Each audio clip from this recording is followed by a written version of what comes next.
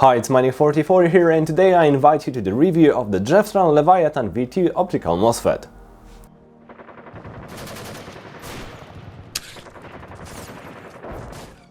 The Leviathan V2 optical was made available for the review thanks to Jefftron, for which I'm very grateful. The Jefftron Leviathan V2 unit has already appeared on my channel, but today I have its updated version in the form of an optical version.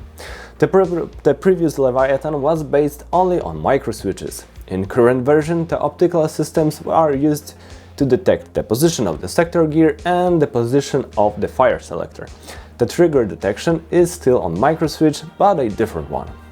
In addition, the trigger has the RFTS, that is the Real Field Trigger System, a system whose task is to simulate the feeling of the trigger operation as like in a firearm.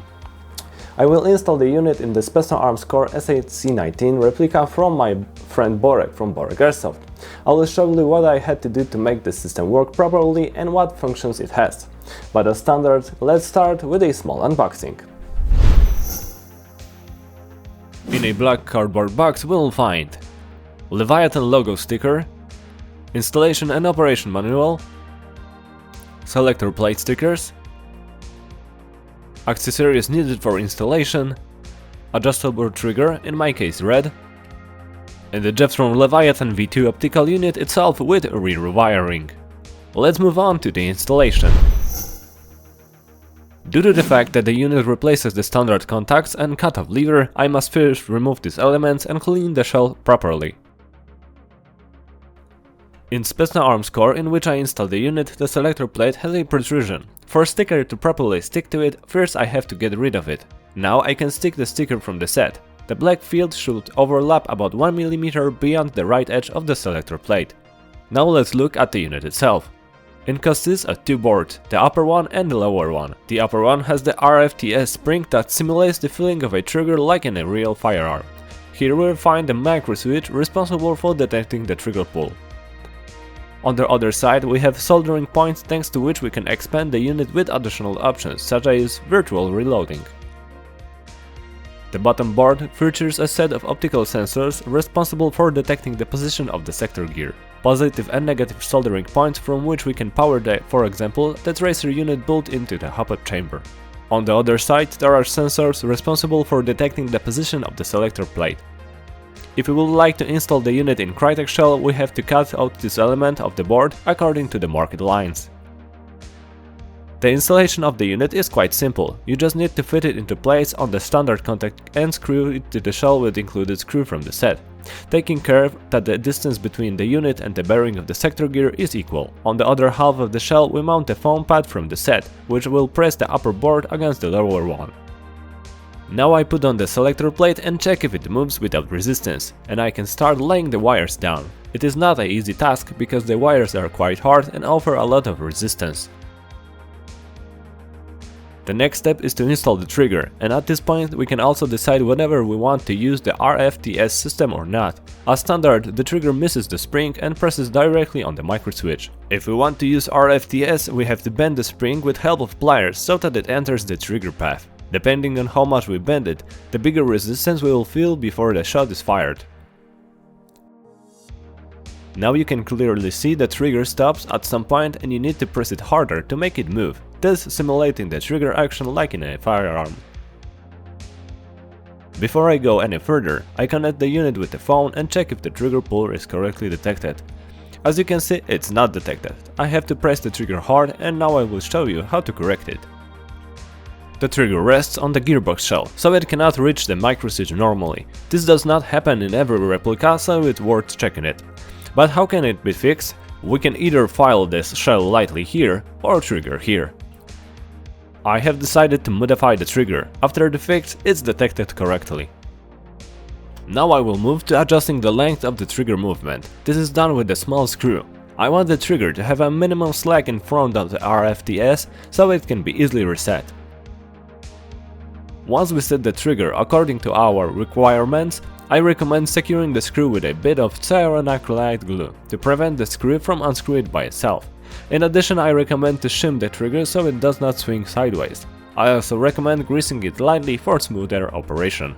I'll start the installation of remaining elements with the sector gear, making sure that it is high enough that it will not damage the electronics and low enough to be detected.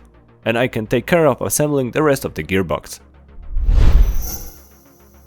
I have the replica put together and now it's time to program the unit. I start by connecting it via Bluetooth to the app. The first thing I do is calibrate the fire selector. I follow the on-screen information and calibrate safe position, single fire mode, and continuous fire. As you can see, the unit shows the points of detection in percentage. A large difference between the values means that the sticker is correctly attached. The next step is to calibrate the sensor responsible for the cycle. I shoot and the app shows me the point of detection. Our task is to make the point outside the orange zone, preferably on the left side. We can do it by changing the light intensity with the slider. 100% is too much. I set 50%, as you can see it's much better and I leave it that way. After calibrating the unit, I can go to programming, and there is a lot to choose from. For each selector set we have a choice of such modes as safe, semi, semi to burst 1, binary, the shot is fired each time the trigger is pressed and released, burst 1 to burst 2, burst 1 to full auto, that is continuous fire of course, and virtual reload. We have such options for each of the modes, with the difference that every mode has access to other adjustable burst modes, and we could set up to 3 different values for 3 burst modes. We can also set the rate of fire in event that we would like, for example, to have very fast semi, but not to have very high rate of fire in full auto.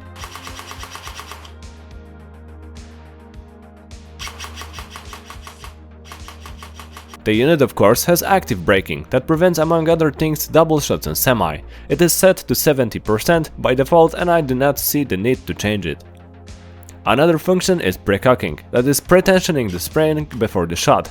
Thanks to this mode, shooting and semi is much snappier.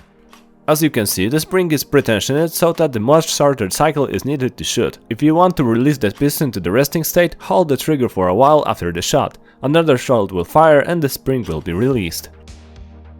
The unit has a delay between shots function, thanks to which it is impossible to spam the trigger on semi, which can be useful in DMR replicas. There is also electronic fuse and battery discharge information. From the additional functions we'll find 2 for the soldering points that I showed earlier. At the point for input we can for example set the external trigger, trigger for burst 3, or information for the unit that the magazine is empty and a virtual reload button. In the output options we can choose how long the voltage is to be supplied to the positive and negative soldering points, when the motor is running, while the motor is running plus time, or all the time. In this way we can power the tracer unit in hop-up chamber, or for example a electric magazine or even a flashlight. In addition, the application includes a whole lot of useful telemetric data, starting from rate of fire through energy consumption and ending with the temperature of the unit. In the last tab we will find additional application options. We can also change its language, for example a JAG1 in the form of tactical language.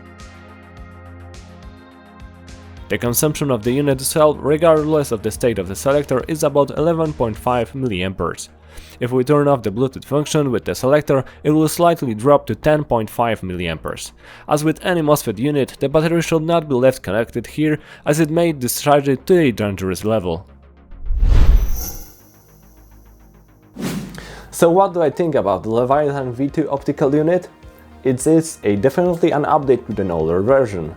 I'm sure that the optical parts will last much longer than the previous mounted microswitches, especially in replicas with dual sector gear.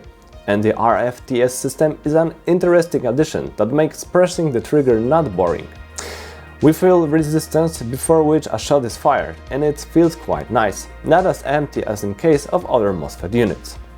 I have already installed the Optical Leviathan V2 in 2 replicas. It was the Spetsna Core SAC-19 that I worked today and my Spetsna Arms SAB-12, and in both cases I had to modify the trigger to make it work properly.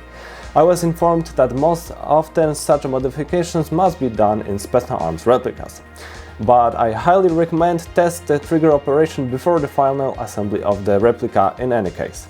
Therefore, I will not say that the unit was completely plug and play, as in case of the previous version. However, apart from playing with the trigger, I had no other problems with the unit, and after installing it accordingly to the instructions, it worked as it should. For whom would I recommend Leviathan V2 Optical to? For people who are looking for an advanced MOSFET system with a possible of quick programming using a smartphone, with a lot of telemetry data, and probably primarily for those who want a clearer work of the trigger, because operation of the RFTS is very clear and changes the feeling of shooting when an AAG. That will be all for today. Let me know in the comments what do you think about the improved Leviathan V2 Optical MOSFET, and if you use one, how it works for you. And for now, thanks for watching and see you next time.